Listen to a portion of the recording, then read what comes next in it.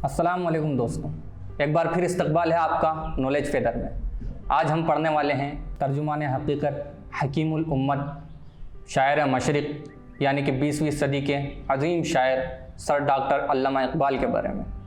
अल्लामा इकबाल का असल नाम शेख मोहम्मद इकबाल था और तखल्लुस किया करते थे इकबाल की पैदाइश 9 नवंबर 1877 में सियालकोट में हुई और इनकी वफ़ात 21 अप्रैल 1938 में लाहौर में हुई। अल्लामा इकबाल का ताल्लुक़ कश्मीरी पंडितों से था, फिर बाद में इनके आबा व अजदाद ने इस्लाम कबूल किया। इनके वालिद का नाम शेख नूर मोहम्मद था और इन्हें नत्थू भी कहा जाता था। शेख नूर मोहम्मद उर्फ़ नत्थू और इनकी वालदा ईमानी बीबी थी, जिन्हें उम्मे बीबी के नाम से भी जाना जाता है। शेख मोहम्मद इकबाल के दादा का नाम शेख रफ़ीक था। अल्लामा इकबाल के शायरी के उस्ताद थे दाग दहलवी और बचपन के उस्ताद मौलाना ग़ुलाम हुसैन और मौलाना मीर हसन था, जिनसे अल्लामा इकबाल ने इब्तिदाई तालीम हासिल की। मीर हसन के तारुफ़ के बग़ैर तो अल्लामा इकबाल का हर तस्करा नामुकम्मल रहेगा। इकबाल शेख नूर मोहम्मद और ईमानी बी जैसे पाकीज़ा सिफत वालिदैन के बेटे थे, मगर उनकी खुशबख्ती का एक पहलू ये भी है कि उन्हें मीर हसन जैसा सरपरस्त और बाकमाल उस्ताद मिला। इकबाल के मीर हसन की शागिर्दी में आने का वाक़या कुछ यूँ है कि मौलवी ग़ुलाम हुसैन, जो सियालकोट के एक मारूफ और जय्यद आलिम थे, इकबाल उनके मकतब में कुरान शरीफ पढ़ने जाया करते थे। एक रोज़ मीर हसन वहाँ आए और मौलवी ग़ुलाम हुसैन से बात करने लगे।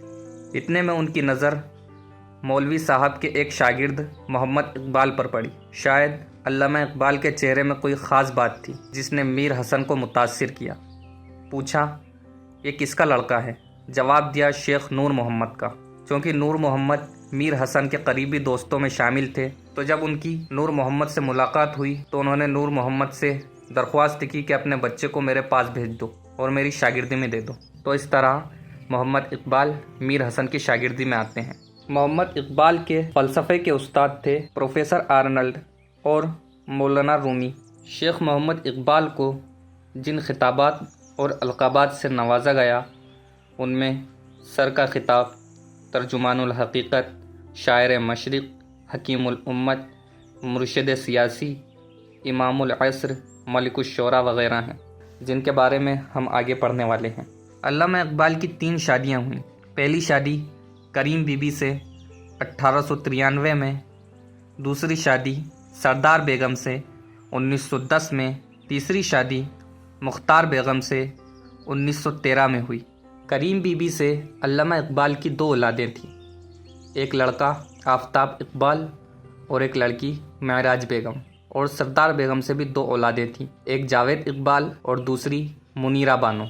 अल्लामा इकबाल ने दाग दहलवी से बज़रिया दाग इस्लाह ली और शागिर्द होने पर फ़ख्र किया करते थे कि मैं दाग दहलवी का शागिर्द हूँ। 1893 में इकबाल ने मैट्रिक का इम्तिहान अव्वल दर्जे से पास किया और 1895 में इंटरमीडिएट का इम्तिहान सेकंड डिवीज़न से पास किया।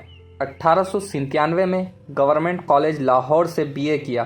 फिर 1899 में गवर्नमेंट कॉलेज लाहौर से ही फ़लसफ़े में एमए किया और यहीं उनकी मुलाकात आर्नल्ड से हुई। आर्नल्ड की शागिर्दी यहीं नसीब हुई। आर्नल्ड की याद में इकबाल ने नज़्म नालाए फ़िराक़ लिखी थी। 23 फरवरी 1901 ईस्वी में अंजुमन हिमायत इस्लाम के जलसे के सदर मियाँ निज़ामुद्दीन ने उन्हें मलिकुश शोरा का खिताब दिया।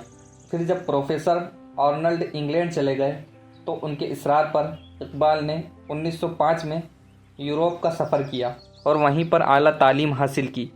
वहाँ उन्होंने कैम्ब्रिज यूनिवर्सिटी में दाखिला लिया। 1907 ईस्वी में नज़्म तलबा अलीगढ़ लिखी और पहली बार नौजवानों से खिताब किया। इसी नज़्म से इकबाल के फ़लसफ़े की बुनियाद पड़ी। 1907 में म्यूनिख यूनिवर्सिटी में जर्मनी में ईरान में माबादुत तबीआत का इर्तिक़ा के मौजू पर पीएचडी में दाखिला लिया और डिग्री हासिल की। उनके पीएचडी का मौजू था फ़लसफ़ा अजम। 1908 में बैरिस्ट्री की डिग्री हासिल की और 1910 में انجمن حمایت اسلام کے رکن بنائے گئے اور 1934 میں اسی انجمن حمایت اسلام کے صدر بھی بنا دیے گئے۔ انجمن حمایت اسلام لاہور میں سب سے پہلے انہوں نے جو نظم پڑھی تھی وہ تھی نالائے یتیم۔ اب اقبال کی فارسی مثنوی اسرار و رموز کے بارے میں بات کر لیتے ہیں۔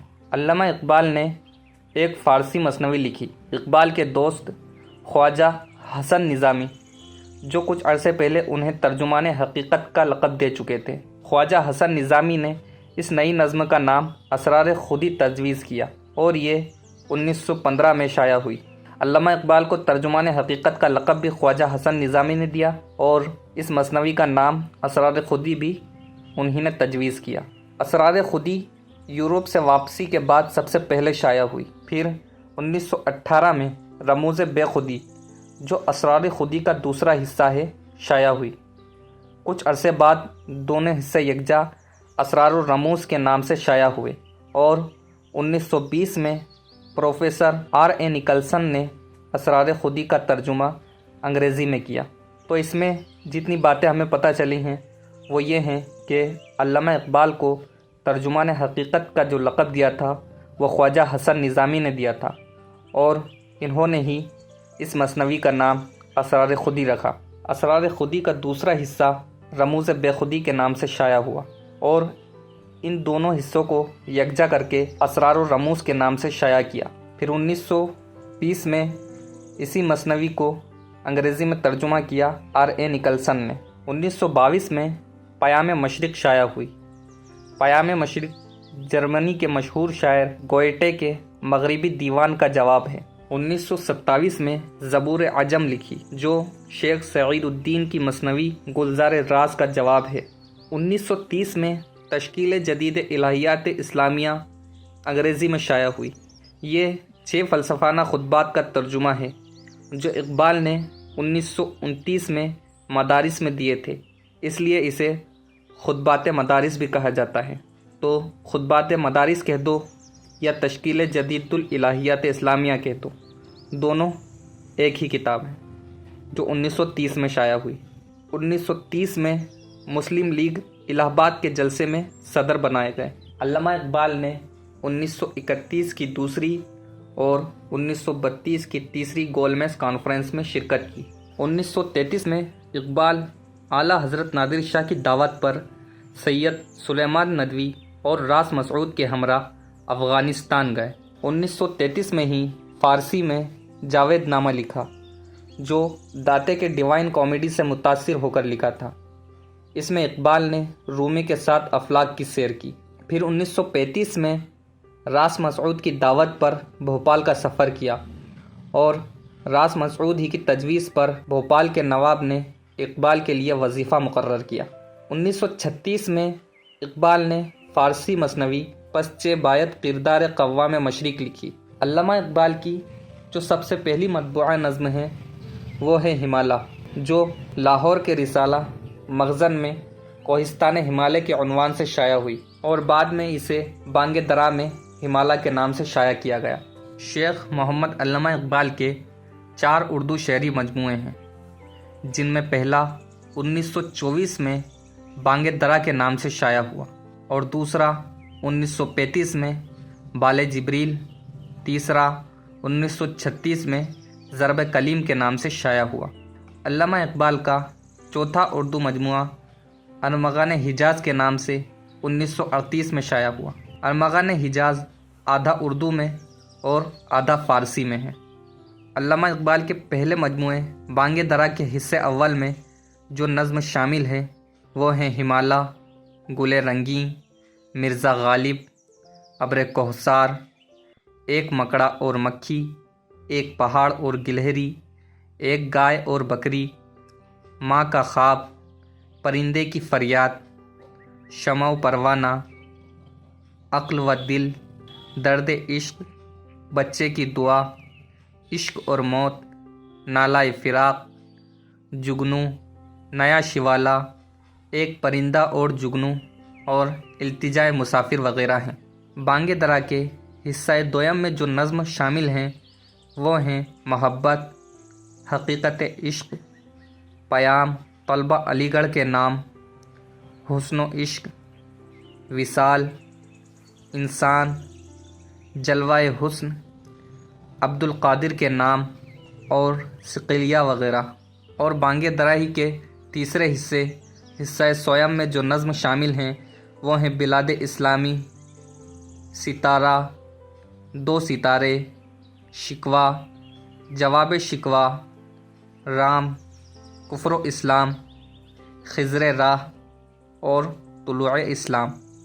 علامہ اقبال کی پہلی مطبوعہ نظم ہمالہ ہے، جو بانگ درا کی بھی پہلی نظم ہے، اور بانگ درا کی آخری نظم ہے طلوع اسلام۔ نظم التجائے مسافر علامہ اقبال نے انگلینڈ جانے سے قبل حضرت نظام الدین اولیاء کے مزار پر حاضری دے کر لکھی تھی۔ نظم خضر راہ بھی علامہ اقبال کی مشہور ترین نظموں میں شامل ہے، جو دور حاضر پر تبصرہ ہے۔ بانگ درا کے حصہ اول میں علامہ اقبال کی 1905 عیسوی تک کی نظمیں شامل ہیں۔ حصہ دویم میں 1905 سے 1908 تک کی اور حصہ سویم میں 1908 کے بعد کی نظمیں شامل ہیں۔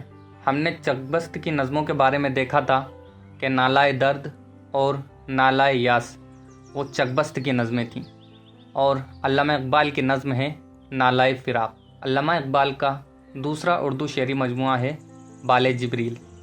بال جبریل کا نام شروع میں نشان منزل رکھا گیا تھا، پھر بعد میں بال جبریل رکھا گیا۔ بال جبریل میں جو نظمیں شامل ہیں وہ ہیں دعا، مسجد قرطبہ، ہسپانیہ، طارق کی دعا، لینن، خدا کے حضور میں، فرشتوں کا گیت، ذوق و شوق، پروانہ اور جگنو، جگنو، جاوید کے نام، دین و سیاست، ایک نوجوان کے نام، لالائے صحرائی، ساقی نامہ، زمانہ، پیر و مرید، جبریل و ابلیس، اذان، جاوید کے نام، یورپ سے ایک خط، نیپولین کے مزار پر، نادر شاہ افغان، تاتاری کا خواب، سنیما، سیاست، خودی، خانقاہ، لہو، پرواز، فلسفی، شاہین، یورپ اور عقاب وغیرہ۔ بال جبریل کی پہلی نظم دعا علامہ اقبال نے مسجد قرطبہ میں لکھی تھی، اور نظم مسجد قرطبہ ہسپانیہ کی سرزمین بالخصوص قرطبہ میں لکھی گئی۔ باقی لینن، خدا کے حضور، ذوق و شوق، لالائے صحرائی اور ساقی نامہ یہ ہمارے نصاب کا حصہ ہے۔ علامہ اقبال نے نظم جاوید کے نام لندن سے اپنے صاحبزادے ڈاکٹر جاوید اقبال کو لکھ کر بھیجی تھی۔ یہ نظم ایک خط کا حصہ ہے۔ علامہ اقبال کا تیسرا شعری مجموعہ ہے ضرب کلیم، جس کا مطلب ہے اعلان جنگ دور حاضر کے خلاف۔ اس میں جو نظمیں شامل ہیں وہ ہیں صبح، مسلمان کا زوال، علم و شوق، شکر و شکایت، ذکر و فکر، ملائے حرم، توحید، علم اور دین، ہندی مسلمان، قوت اور دین، حیات ابدی، صوفی سے، تصوف، ہندی اسلام، نماز، عقل و دل، قبر، جاوید سے، پردہ، عورت، شعاع امید، امید، خاقانی اور رومی۔ اس میں ضرب کلیم کی نظم شعاع امید ہمارے نصاب کا حصہ ہے۔ علامہ اقبال کا چوتھا اردو شعری مجموعہ ارمغان حجاز ہے، جو 2 حصوں پر مشتمل ہے۔ پہلے حصے میں فارسی نظمیں اور دوسرے حصے میں اردو نظمیں ہیں۔ حصہ اول یعنی فارسی نظموں میں جو نظمیں شامل ہیں اس میں 4 باب ہیں۔ پہلا باب حضور حق، دوسرا حضور رسالت، تیسرا حضور ملت، چوتھا حضور عالم انسانی۔ جس میں حضور ملت میں جو نظمیں شامل ہیں وہ ہیں خودی، انا الحق، صوفی و ملا، رومی، شعراء عرب، خلافت و ملوکیت، عصر حاضر، تلاش رزق۔ اور چوتھے باب حضور عالم انسانی میں جو نظمیں شامل ہیں وہ ہیں دل، خودی، جبر و اختیار، موت، ابلیس خاکی و ابلیس ناری، با یاران طریق۔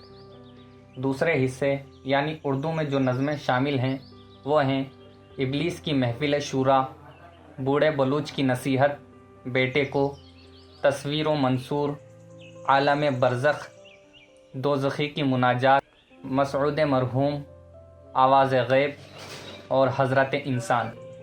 ارمغان حجاز کے حصہ دویم میں 13 رباعیات شامل ہیں۔ ارمغان حجاز کا اردو ترجمہ رموز فطرت کے نام سے شائع کیا گیا۔ علامہ اقبال کی پہلی نظم ہے ہمالہ اور آخری نظم حضرت انسان ہے، جو ارمغان حجاز کی بھی آخری نظم ہے، حضرت انسان۔ ارمغان حجاز کے علاوہ علامہ اقبال کے تینوں شعری مجموعے ان کی زندگی میں شائع ہوئے اور ارمغان حجاز ان کی وفات کے چند مہینوں بعد شائع ہوا۔ اب علامہ اقبال سے متعلق چند اہم نکات دیکھ لیتے ہیں۔ بانگ درا کا دیباچہ شیخ عبد القادر نے لکھا تھا۔ شیخ عبد القادر رسالہ مخزن کے مدیر تھے اور ہم پڑھ چکے ہیں کہ انہی کے رسالے میں علامہ اقبال کی پہلی نظم ہمالہ شائع ہوئی، کوہستان ہمالہ کے نام سے۔ اقبال کی زندگی میں بانگ درا کے 3 ایڈیشن شائع ہوئے۔ اقبال نے اپنے کلام میں صنعت تلمیح کا زیادہ استعمال کیا، یعنی وہ کسی تاریخی واقعے یا مذہبی واقعے کی طرف اشارہ کرتے ہوئے بہت زیادہ نظر آتے ہیں۔ اقبال عبد القادر بیدل کے انداز بیان سے بہت زیادہ متاثر تھے۔ عبد الماجد دریابادی نے حضرت علامہ اقبال کو امام العصر کہا۔ ارمغان حجاز کے اردو ترجمے کو رموز فطرت کے نام سے شائع کیا گیا۔ اقبال کے فلسفہ خودی پر مولانا روم کے اثرات زیادہ نظر آتے ہیں۔ سب سے پہلے اقبال چیئر کلکتہ یونیورسٹی میں قائم کی گئی۔ نظم شم و شاعر جو بانگ درا میں شامل ہے اسے شیخ عبد القادر نے بانگ درا کا دل کہا ہے۔ ہندوستان کی ریاست مدھیہ پردیش سے اقبال سمان دیا جاتا ہے۔ ڈاکٹر جگن ناتھ کو ماہر اقبالیات کے نام سے جانا جاتا ہے۔ اقبال نے مولانا رومی کو اپنا مرشد قرار دیا ہے۔ این میئر شمل نے اقبال کو جرمنی کا معنوی فرزند قرار دیا ہے۔ اختر حسن رائے پوری نے اقبال کو فاشسٹ شاعر کہا ہے۔ اقبال کے کلام کی بنیاد عشق، خودی اور عمل ہے۔ اب دیکھتے ہیں علامہ اقبال کے متعلق ناقدین اور ادبا کے اقوال۔ رشید احمد صدیقی کہتے ہیں حالی ماضی کے، اکبر حال کے اور اقبال مستقبل کے شاعر قرار دیے جا سکتے ہیں۔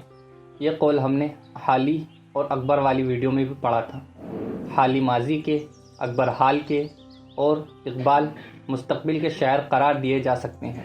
ان کا دوسرا قول ہے اکبر مبصر، حالی معلم اور اقبال مجاہد ہیں۔ اکبر مبصر، حالی معلم اور اقبال مجاہد ہیں۔ رشید احمد صدیقی یہ بھی کہتے ہیں کہ اقبال کی نظموں کا شباب اقبال کی غزلوں میں ڈوبا ہوا ہے۔ اقبال کی نظموں کا شباب اقبال کی غزلوں میں ڈوبا ہوا ہے۔ خواجہ حسن نظامی کہتے ہیں اقبال مجھ کو ٹیگور اور شیکسپیئر سے کئی فٹ اونچا نظر آتا ہے۔ اقبال مجھ کو ٹیگور اور شیکسپیئر سے کئی فٹ اونچا نظر آتا ہے۔ عبد القادر کا قول ہے اقبال کے روپ میں غالب نے دوبارہ جنم لیا۔ اقبال کے روپ میں غالب نے دوبارہ جنم لیا۔ ملک رام کہتے ہیں اقبال غالب کے معنوی فرزند ہیں۔ اقبال غالب کے معنوی فرزند ہیں۔ این میئر شمل نے اقبال کو جرمنی کا معنوی فرزند کہا ہے، جبکہ ملک رام نے اقبال کو غالب کا معنوی فرزند کہا ہے۔ خلیل الرحمن اعظمی کہتے ہیں اقبال اور غالب میں وہی فرق ہے جو مفکر اور ڈھنڈورچی میں ہوتا ہے۔ اقبال اور غالب میں وہی فرق ہے جو مفکر اور ڈھنڈورچی میں ہوتا ہے۔ تو یہ تھے شیخ علامہ اقبال سے متعلق چند اہم اقوال۔ اب ہم نصاب میں شامل علامہ اقبال کی نظموں سے مختصر خلاصہ پیش کرتے ہیں۔ لینن خدا کے حضور میں۔ لینن خدا کے حضور میں علامہ اقبال کی بہت مشہور نظم ہے۔ لینن نے سرمایہ دارانہ نظام کے خلاف آواز بلند کر کے مزدوروں اور سرمایہ داری کے بیچ کی خلا کو کسی حد تک برابر کیا ہے۔ لینن کمیونزم کا بانی تھا۔ کمیونسٹ کے بارے میں کہا جاتا ہے کہ وہ خدا کے وجود کے انکاری ہیں۔ جو ظاہر ہے، موجود ہے، ان کے لیے وہی سب کچھ ہے۔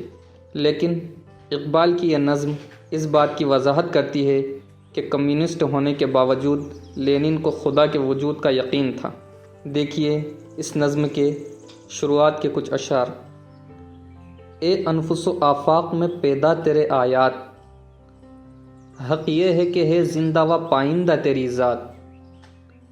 میں کیسے سمجھتا کہ تو ہے یا کہ نہیں ہے، ہر دم متغیر تھے خرد کے نظریات۔ محرم نہیں فطرت کے سرود ازلی سے، بینائے واقب ہو کے دانائے نباتات۔ آج آنکھ نے دیکھا تو وہ عالم ہوا ثابت، میں جس کو سمجھتا تھا کلیسا کے خرافات۔ نظم کا خلاصہ یہ ہے کہ لینن جب خدا کے حضور حاضر ہوتا ہے تو عرض کرتا ہے کہ اے اللہ، تیرا مقابل کوئی نہیں، تیری ذات اتنی بلند و بالا ہے کہ میری عقل اس کو سمجھنے سے قاصر ہے۔ میں کیسے سمجھتا کہ تو ہے یا کہ نہیں ہے، ہر دم متغیر تھے خرد کے نظریات۔ اس عقل نے ہی مجھے بہکا دیا ہے۔ عقل میرے اور تیرے بیچ میں ایک پردہ ہے۔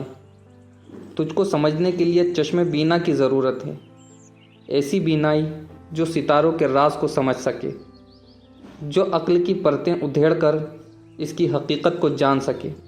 آخر میں لینن کہتا ہے، تو قادر و عادل ہے مگر تیرے جہاں میں ہیں تلخ بہت بندائے مزدور کے اوقات۔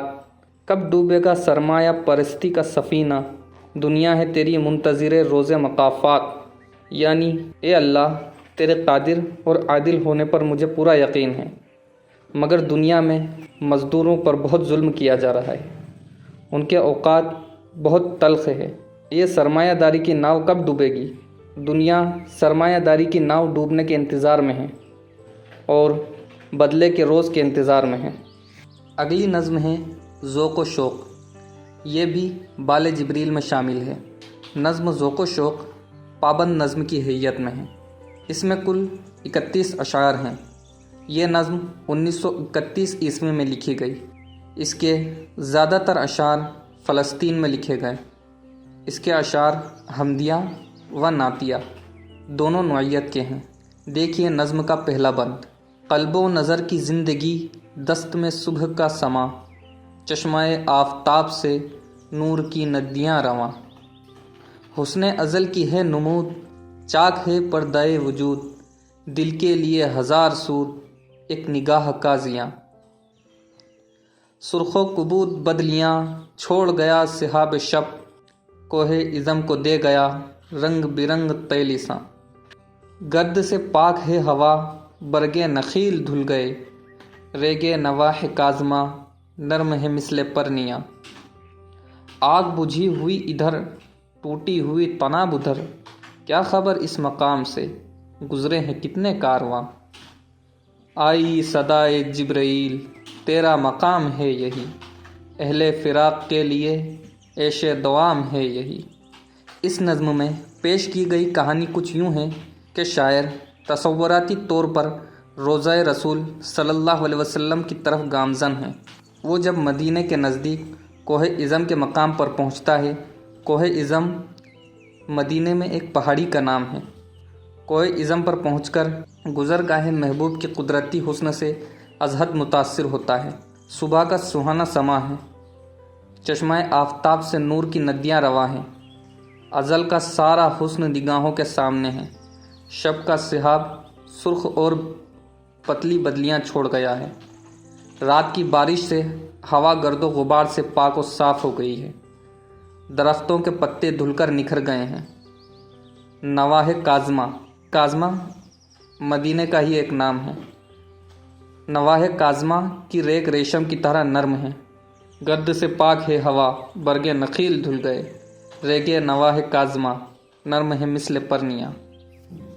سبحان اللہ، ان مناظر میں وہی حسن جلوہ نما ہے جو تخلیق کائنات کے وقت ظاہر ہوا تھا، جس سے پردہ وجود چاک ہو جاتا ہے، لیکن اس حسن ازل کو دیکھنے کے لیے ظاہری آنکھ بند کرنی پڑتی ہے۔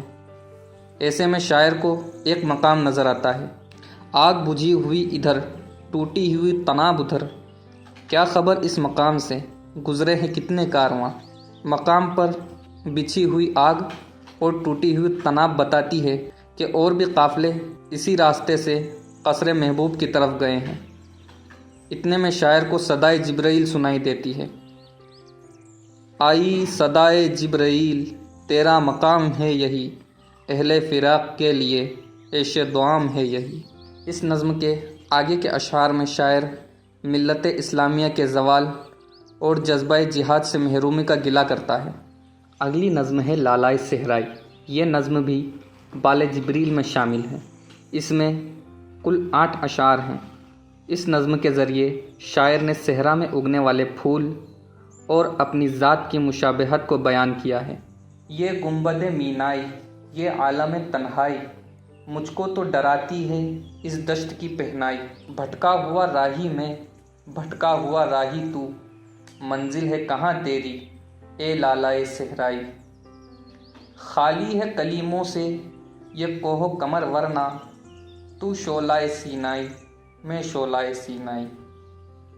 تو شاخ سے کیوں پھوٹا میں شاخ سے کیوں ٹوٹا، ایک جذبہ پیدائی، ایک لذت یکتائی۔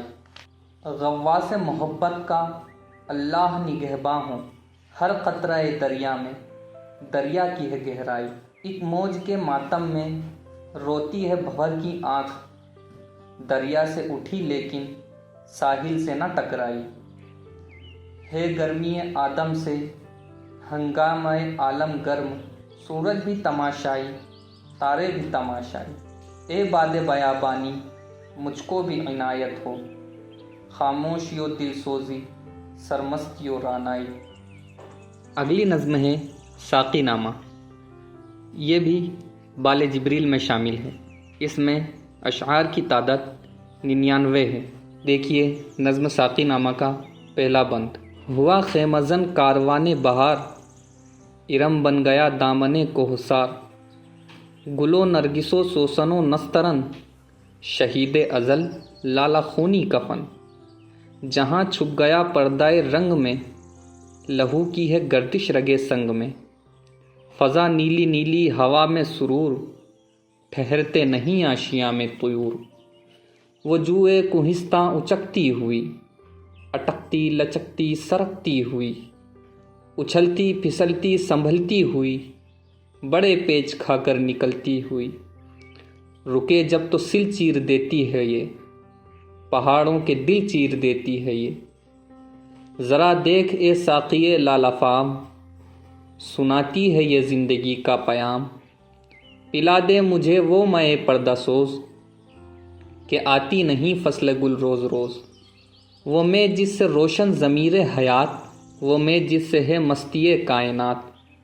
وہ میں جس سے ہے سوز و ساز ازل، وہ میں جس سے کھلتا ہے راز ازل۔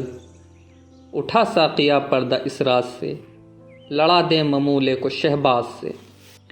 اس نظم میں ساقی سے مراد اللہ رب العزت کی ذات ہے، اور شراب سے مراد معرفت، توحید اور وحدانیت ہے۔ اس نظم میں شاعر فلسفہ زندگی اور موت کے ساتھ بے پناہ عشق کے ذریعے محبوب اور حقیقت تک پہنچنا چاہتے ہیں۔